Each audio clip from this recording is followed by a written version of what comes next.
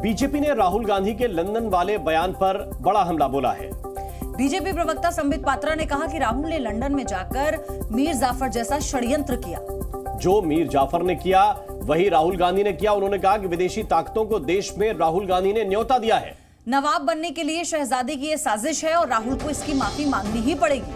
पहले supreme court में माफी मांगी थी, अब संसद में उन्हें माफी मांगनी पड़ेगी। यानी बीजेपी अपनी मांग पर अड़ी हुई है। संबित पात्रा ने प्रेस कॉन्फ्रेंस करते हुए राहुल गांधी की तुलना मीर जाफर से कर दी और कहा जैसे मीर जाफर ने विदेशी ताकतों को ईस्ट इंडिया कंपनी को न्योता दिया था, वैसे ही राहुल गांधी भी कर रहे हैं।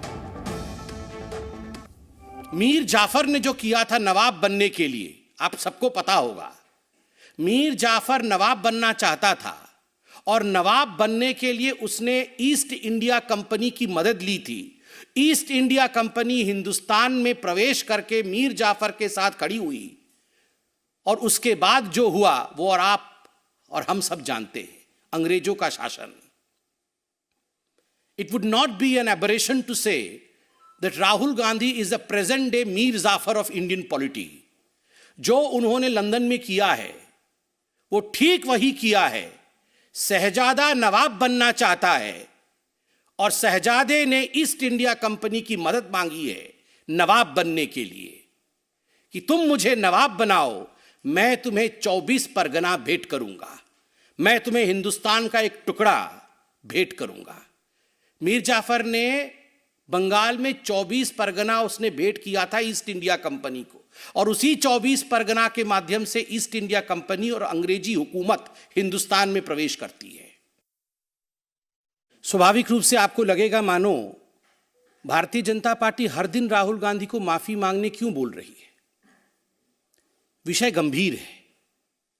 अगर विदेश की भूमि में जाकर राहुल गांधी बार बार विदेशी ताकतों से यह निवेदन करेंगे कि आप हिंदुस्तान आइए और हिंदुस्तान की डेमोक्रेसी की रक्षा के लिए आप हिंदुस्तान के इंटरनल मैटर्स में प्रवेश करिए, उसमें घुसपैठ करिए।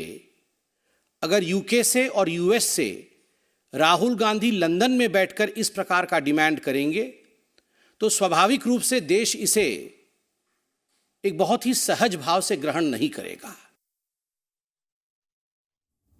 और एक पॉलिटिकल पार्टी होने के नाते, विश्व की सबसे बड़ी पॉलिटिकल पार्टी जो लोकतांत्रिक तरीके से जनता के आशीर्वाद के माध्यम से चुनी गई हो, यह भारतीय जनता पार्टी का कर्तव्य है कि सड़क में भी और सदन में भी इस विषय को उठाए। हमारा स्पष्ट मानना है कि यह विषय नहीं है, यह षड्यंत्र है। This is just not a random issue, this is a conspiracy, a consistent conspiracy by the Congress party and the Gandhi family। क्योंकि ये पहली बार इस प्रकार से जाके लंदन में कह रहे हो हिंदुस्तान की डेमोक्रेसी के खिलाफ, ऐसा नहीं है। और ऐसा भी नहीं है कि राहुल गांधी बिना माफी मांगे निकल जाएंगे। माफी तो उन्हें मांगना ही पड़ेगा, हम मंगवा के ही रहेंगे। और हमारे सहयोगी मनीष शुक्ला हमारे साथ जुड़ चुके हैं। मीर जाफर, शहजादा कहकर संबित पात्रा यानी बीजेपी अब राहुल गांधी को संबोधित कर रही है। क्या इस सब के बावजूद भी राहुल गांधी माफी मांगेंगे, ऐसे आसार लगते हैं आपको मनीष?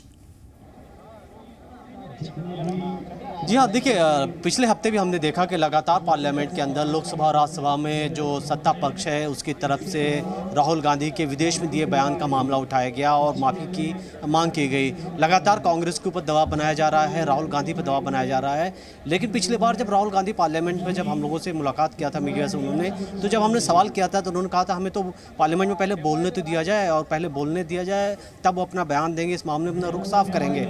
तो जाहिर तौर पर माफ़ी तो नहीं मांगेंगे राहुल गांधी, ऐसा नहीं लगता।